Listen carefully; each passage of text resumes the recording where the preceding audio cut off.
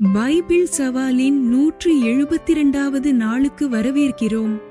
இன்று சங்கீதம் 43 முதல் 45 அத்தியாயங்கள் தேவனில் உள்ள நம்பிக்கை, அவரது சந்நிதியின் சந்தோஷம் மற்றும் அவரது நீதியான ஆட்சியின் மகிமையை பற்றி பேசுகின்றன.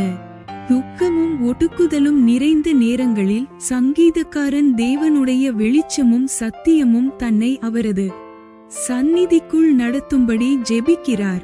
மாறிக்கொண்டிருக்கும் சூழ்நிலைகளில் அல்ல, விசுவாசத்துடனும் ஆராதனையுடனும் தேவனுக்கு நெருக்கமாக வருவதில்தான் உண்மையான நம்பிக்கை இருக்கிறது என்பதை இந்த சங்கீதங்கள் நினைவூட்டுகின்றன.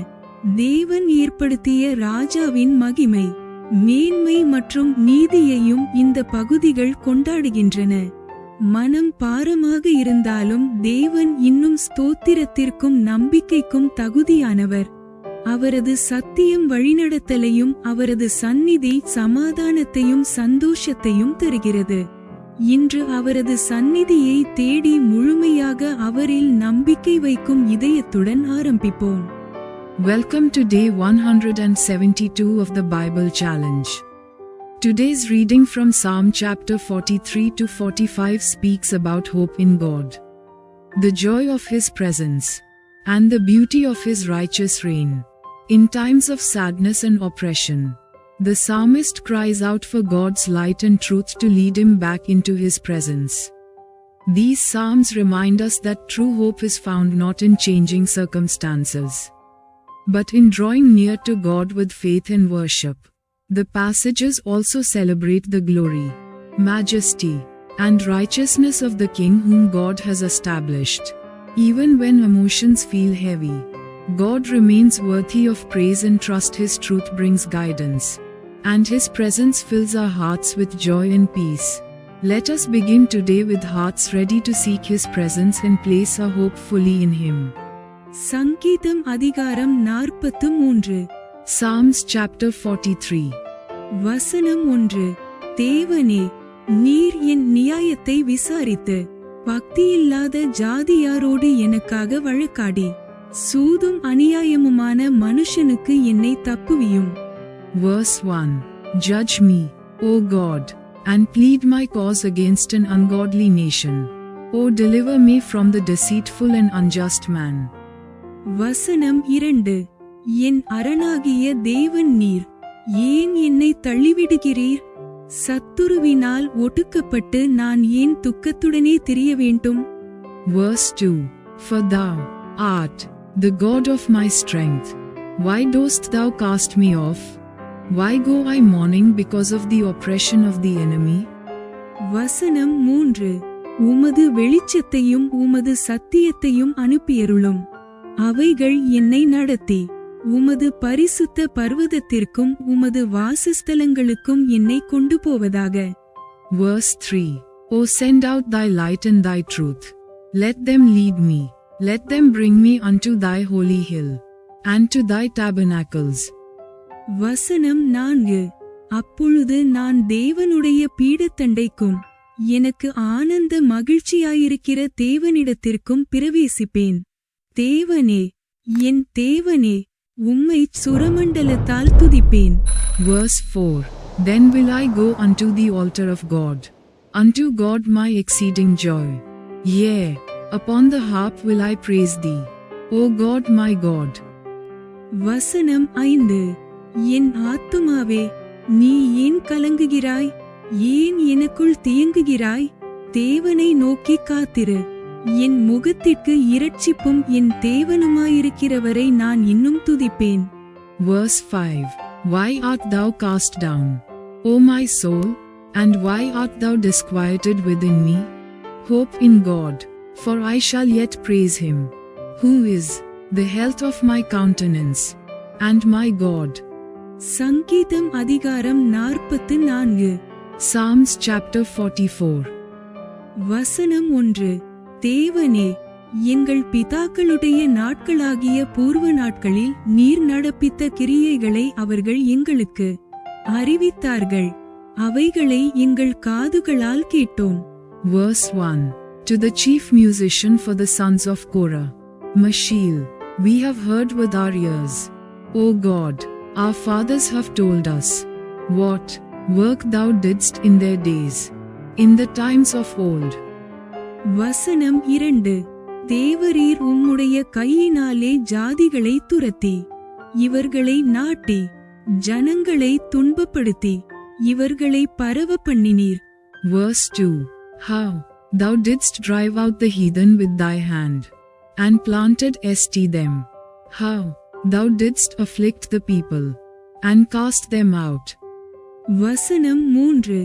அவர்கள் தங்கள் பட்டயத்தால் தேசத்தை கட்டிக்கொள்ளவில்லை, அவர்கள் புயமும் அவர்களை இரட்சிக்கவில்லை. நீர் அவர்கள் மேல் பிரியமாயிருந்தபடியால் உம்முடைய வலதுகரமும் உம்முடைய புயமும் உம்முடைய முகத்தின் பிரகாசமும் அவர்களை இரட்சித்தது. Verse 3. For they got not the land in possession by their own sword, neither did their own arm save them, but thy right hand, and thine arm, and the light of thy countenance, because thou hadst a favor unto them. வசனம் 4. தேவனே, நீர் என் ராஜா, யாக்கோபுக்கு இரட்சிப்பை கட்டளையிடும். Verse 4. Thou art my king, O God, command deliverances for Jacob. வசனம் 5. உம்மாலே எங்கள் சத்துருக்களை கீழே விழத்தாக்கி எங்களுக்கு விரோதமாய் எழும்புகிறவர்களை உம்முடைய நாமத்தினால் மிதிப்போம். Verse 5. Through thee will we push down our enemies, through thy name will we tread them under that rise up against us. வசனம் 6. என் வில்லை நான் நம்பேன், என் பட்டயம் என்னை இரட்சிப்பதில்லை. Verse 6. For I will not trust in my bow, neither shall my sword save me. வசனம் 7. நீரே எங்கள் சத்துருக்களினின்று எங்களை இரட்சித்து எங்களை பகைக்கிறவர்களை வெட்கப்படுத்துகிறீர். Verse 7. But thou hast saved us from our enemies, and hast put them to shame that hated us. வசனம் 8. தேவனுக்குள் நித்தம் மேன்மை பாராட்டுவோம், உமது நாமத்தை என்றென்றைக்கும் துதிப்போம். சேலா. Verse 8.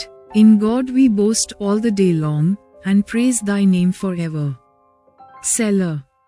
வசனம் 9. நீர் எங்களை தள்ளிவிட்டு நாணப்பண்ணுகிறீர், எங்கள் சேனைகளுடனே செல்லாதிருக்கிறீர். Verse 9. But thou hast cast off, and put us to shame, and goest not forth with our armies. வசனம் 10. சத்துருவுக்கு நாங்கள் இடைந்து பின்னிட்டு திரும்பி போக பண்ணுகிறீர், எங்கள் பகைஞர் தங்களுக்கென்று எங்களை கொள்ளையிடுகிறார்கள். Verse 10. Thou makest us to turn back from the enemy, and they which hate us spoil for themselves. வசனம் 11. நீர் எங்களை ஆடுகளைப் போல இரையாக ஒப்புக் கொடுத்து ஜாதிகளுக்குள்ளே எங்களை சிதறடிக்கிறீர். Verse 11. Thou hast given us like sheep, appointed for meat, and hast scattered us among the heathen. வசனம் 12. நீர் உம்முடைய ஜனங்களை இலவசமாக விற்கிறீர், அவர்கள் கிரயத்தினால் உமக்கு லாபம் இல்லையே. Verse 12. Thou sellest thy people for naught, and dost not increase thy wealth by their price. வசனம் 13. எங்கள் அயலாருக்கு எங்களை நிந்தையாகவும் எங்கள் சுற்றுப்புறத்தாருக்கு பரியாசமும் சக்கந்தமுமாகவும் வைக்கிறீர். Verse 13. Thou makest us a reproach to our neighbors, a scorn and a derision to them that are round about us. வசனம் 14. நாங்கள் ஜாதிகளுக்குள்ளே பழமொழியாயிருக்கவும் ஜனங்கள் எங்களை குறித்து தலைதூக்கவும் செய்கிறீர்.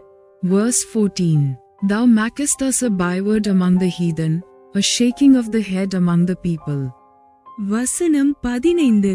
நிந்தித்து தூஷிக்கிறவனுடைய சத்தத்தி நிமித்தமும் சத்துருவி நிமித்தமும் பழிவாங்குகிறவ நிமித்தமும். Verse 15. My confusion is continually before me, and the shame of my face hath covered me. வசனம் 16. என் இலச்சை நித்தம் எனக்கு முன்பாக இருக்கிறது, என் முகத்தின் வெட்கம் என்னை மூடுகிறது. Verse 16. For the voice of him that reproacheth and blasphemeth, by reason of the enemy and avenger. வசனம் 17. இவையெல்லாம் எங்கள் மேல் வந்திருந்தும் உம்மை நாங்கள் மறக்கவும் இல்லை, உம்முடைய உடன்படிக்கைக்கு துரோகம் பண்ணவும் இல்லை. Verse 17. All this is come upon us. Yet have we not forgotten thee, neither have we dealt falsely in thy covenant. வசனம் 18.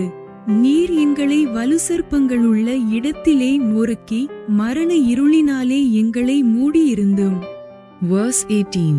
Our heart is not turned back, neither have our steps declined from thy way. வசனம் 19. எங்கள் இருதயம் பின்வாங்கவும் இல்லை, எங்கள் காலடி உம்முடைய பாதையை விட்டு விலகவும் இல்லை. Verse 19. Though thou hast so broken us in the place of dragons, and covered us with the shadow of death. வசனம் 20. நாங்கள் எங்கள் தேவனுடைய நாமத்தை மறந்து அந்நிய தேவனை நோக்கி கையெடுத்திருந்தோமானால். Verse 20. If we have forgotten the name of our God, or stretched out our hands to a strange god. வசனம் 21. தேவன் அதை ஆராய்ந்து விசாரியாதிருப்பாரோ? இருதயத்தின் அந்தரங்கங்களை அவர் அறிந்திருக்கிறாரே. Verse 21. Shall not God search this out? For he knoweth the secrets of the heart. வசனம் 22. உமது நிமித்தம் எந்நேரமும் கொல்லப்படுகிறோம், அடிக்கப்படும் ஆடுகளைப் போல எண்ணப்படுகிறோம். Verse 22. Yea, for thy sake are we killed all the day long. We are counted as sheep for the slaughter. வசனம் 23. ஆண்டவரே, விழித்துக்கொள்ளும், ஏன் நித்திரை பண்ணுகிறீர்? எழுந்தருளும், எங்களை என்றைக்கும் தள்ளிவிடாதிரும். Verse 23. Awake, why sleepest thou, O Lord? Arise, cast us not off forever. வசனம் 24. ஏன் உம்முடைய முகத்தை மறைத்து எங்கள் சிறுமையையும் எங்கள் நெருக்கத்தையும் மறந்துவிடுகிறீர்? Verse 24. Wherefore hiddest thou thy face, and forgettest our affliction and our oppression? வசனம் 25. எங்கள் ஆத்துமா புழுதி மட்டும் தாழ்ந்திருக்கிறது, எங்கள் வயிறு தரையோடு ஒட்டியிருக்கிறது. Verse 25. For our soul is bowed down to the dust, our belly cleaveth unto the earth. வசனம் 26.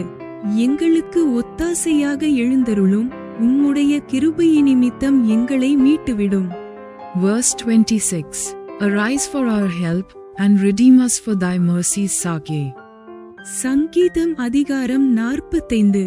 Psalms chapter 45. வசனம் 1. என் இருதயம் நல்ல விசேஷத்தினால் பொங்குகிறது, நான் ராஜாவை குறித்து பாடின கவியை சொல்லுகிறேன்.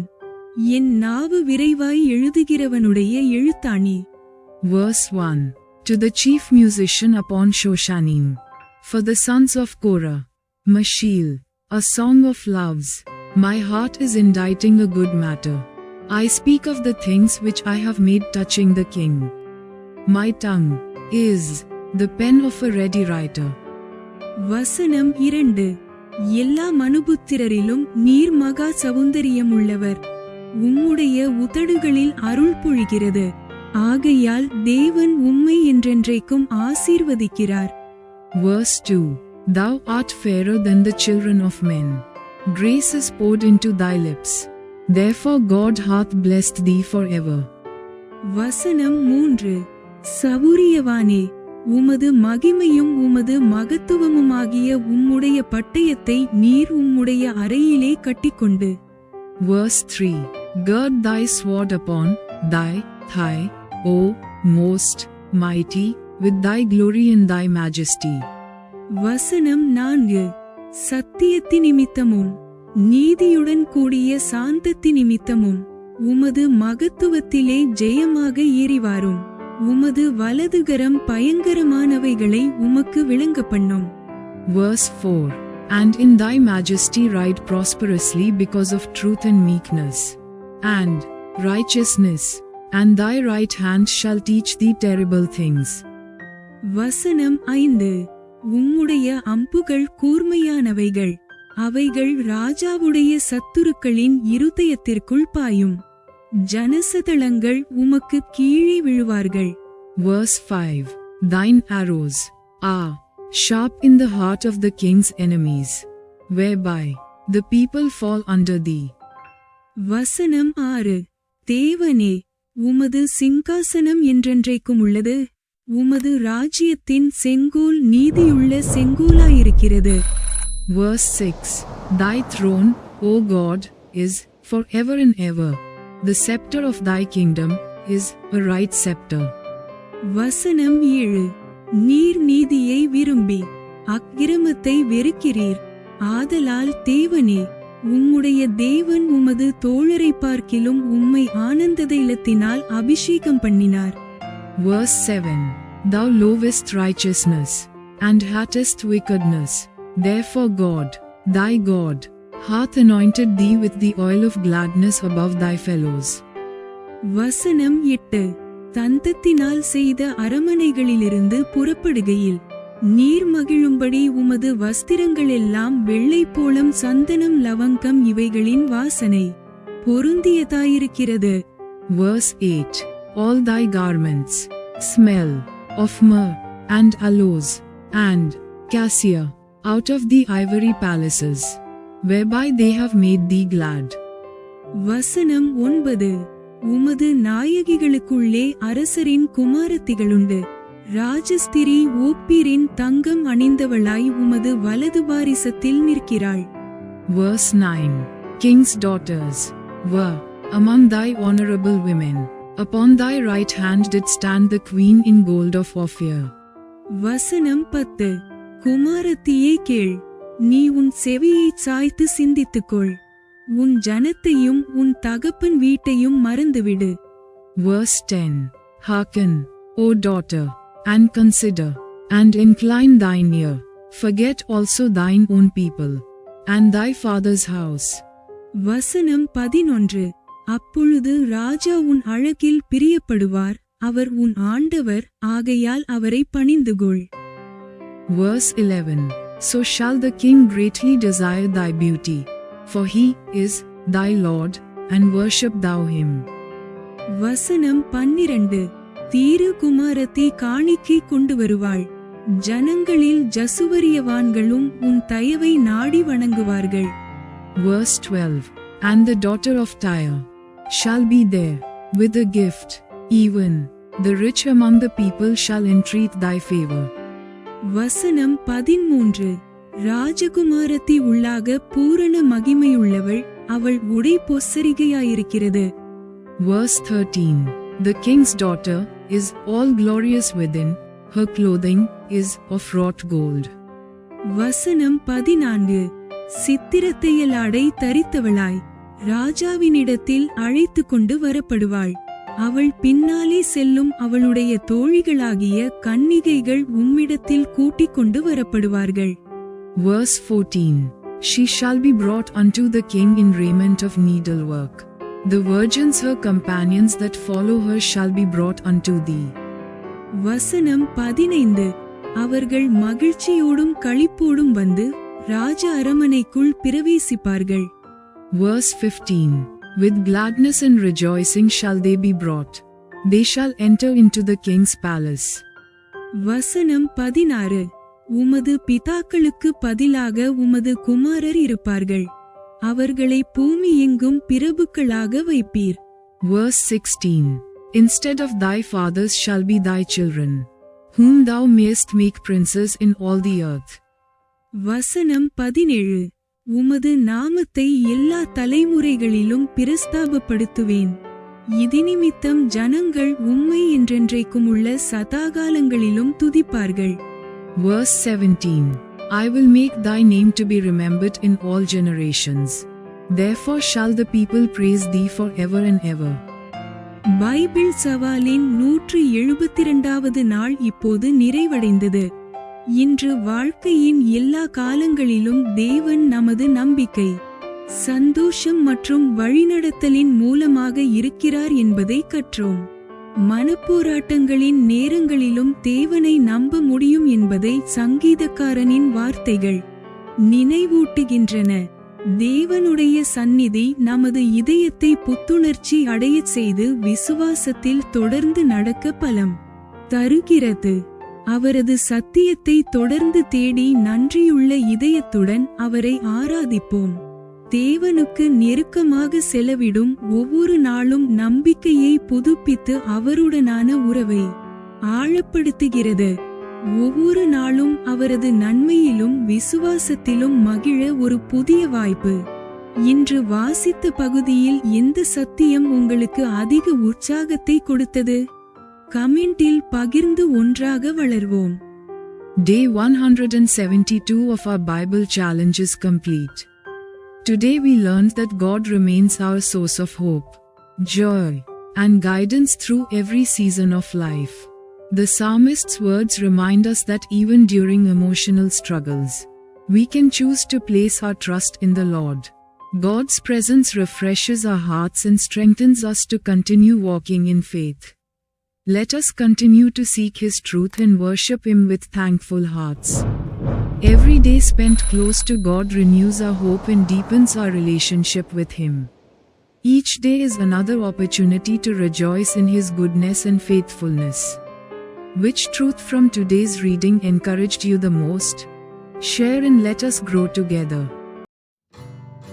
Thanks for watching. Like, comment, and subscribe to Daily Bible Tamil in English. Word of God.